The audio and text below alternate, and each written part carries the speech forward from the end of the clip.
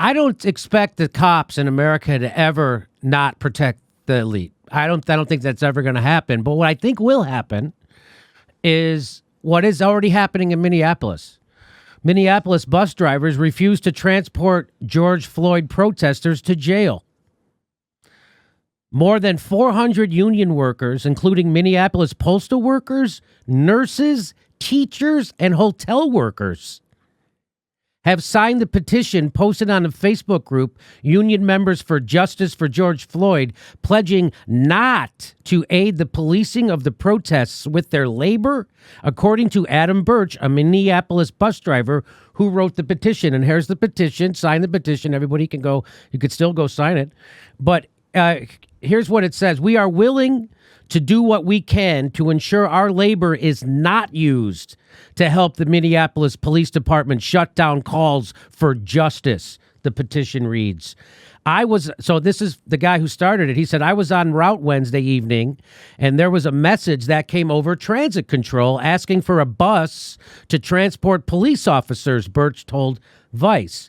I interpreted this as Minneapolis Police Department preparing for mass arrests. So when I had a moment on layover, I created a post on Facebook saying that I'm a Metro Transit bus driver and I don't feel comfortable assisting the Minneapolis Police Department to make arrests. I got a lot of reaction, which was surprising, so I created the petition.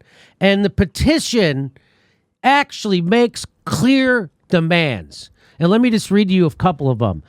It says, number one, prosecute the police. Immediately arrest and charge the 4 officers involved with the murder of George Floyd. Number 2, mass coordinated protests and days of action that involve youth and working class people, especially people of color, in the planning and mobilization. And launch an elected community-led restructuring for the Minneapolis Police Department with real teeth, including hiring, firing, reviewing budget priorities, and the power to subpoena.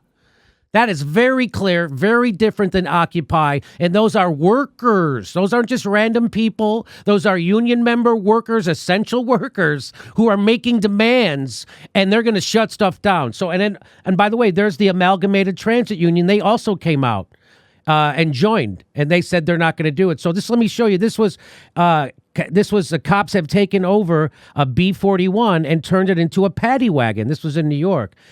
The NYPD is using a bus to transfer. So this happened in New York, too. And they were using a bus to transfer protesters at the Barclays Center. And the bus driver refused to drive it. And here's how they reacted. So people were all cheering. So that's the people, the workers, turning on the cops and the elite. And then here's, of course, how the cops reacted at Barclays Center.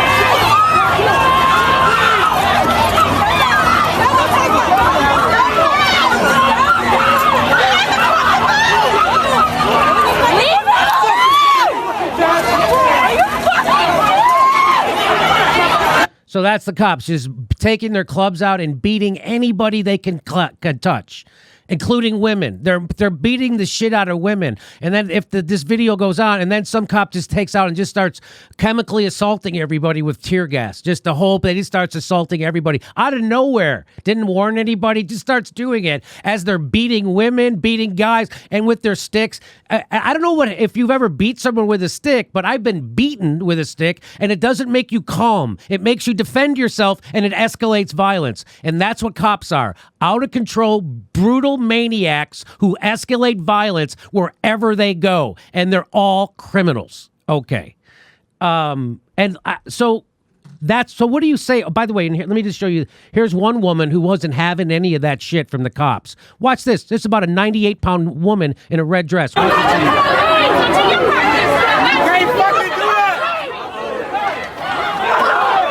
So that cop, for whatever reason, thinks she can just assault someone. You know why? Because she can.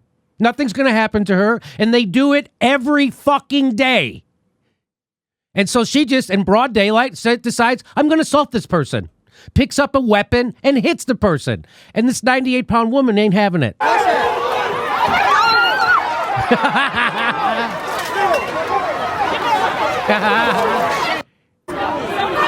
So that was fantastic. So let me bring back to Chris. So does that give you hope that workers? So I've been having union leaders and organizers on my show left and right, and I've been asking them, how do we get to this point where every city is protesting for real things, but without violence? And to a person, none of them even understood my question. And so finally, here we are, but it's with violence, right? So we finally got here, but it's with violence. So what do you make of the workers standing up, Chris, and saying no to the cops?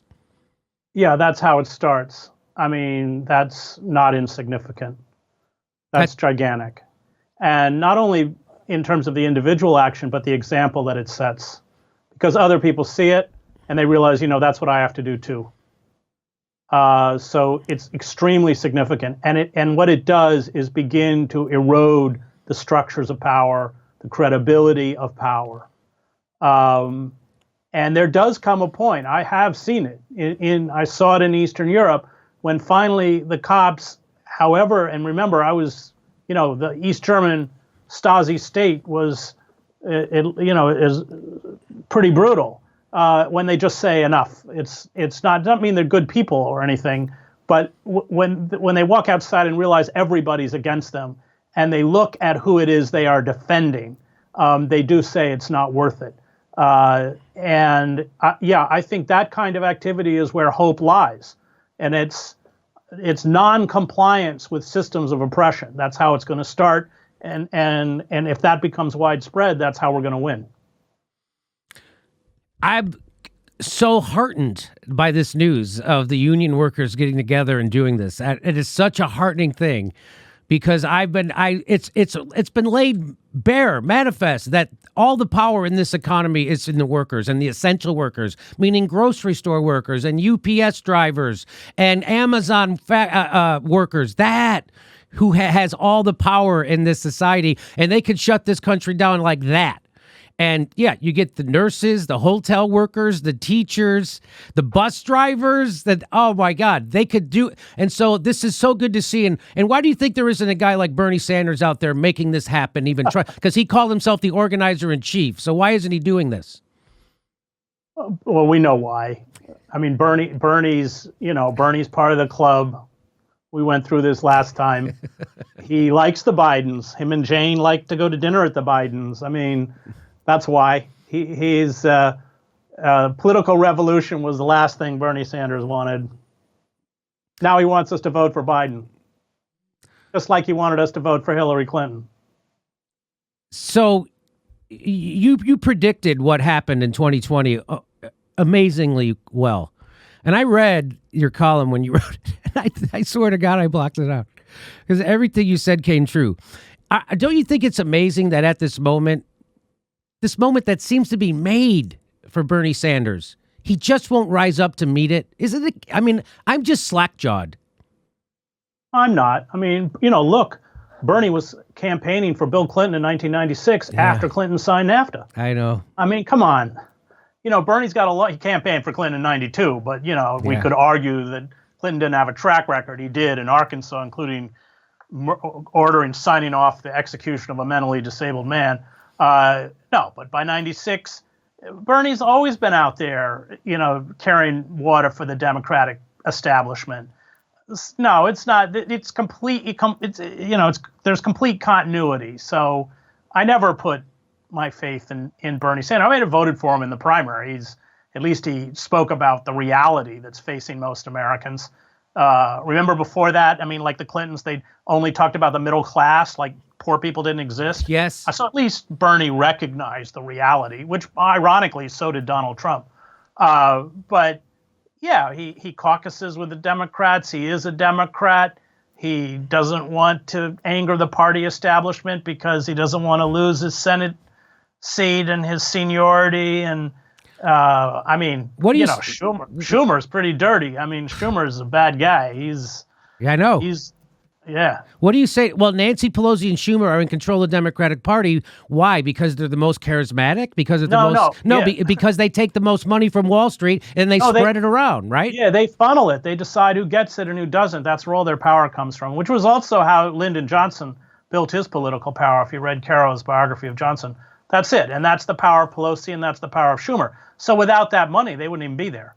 You know, I mean, these people are aware of that. They know who they work for, and it's not for us.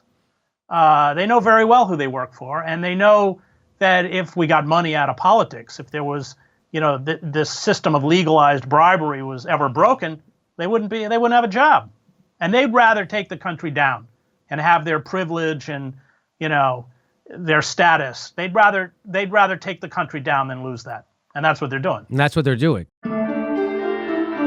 Hey, this is the part where I tell you where our live shows are, but there aren't any. And then I would tell you to go join our premium, but nobody has a fucking job. So why don't you just enjoy the video?